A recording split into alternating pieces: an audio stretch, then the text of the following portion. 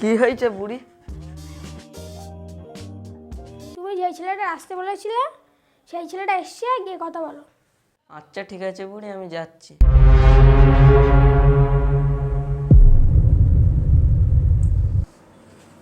খুকা, তোমাকে অনেক চেনা চেনা লাগছে।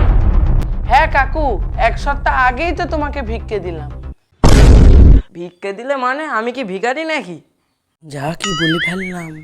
আরে কাকু না না, তোমাকে তো দেখলাম যে আগের সপ্তাহে কত ভিখারিকে ভিক্ষে দিতে। আরে হ্যাঁ হ্যাঁ, তাই হবে। আমি তো আবার লাখ লাখ টাকা দান করে দিই। কিপ্টে মাল 2 টাকা ভিক্ষে দেওয়ার গল্প কি?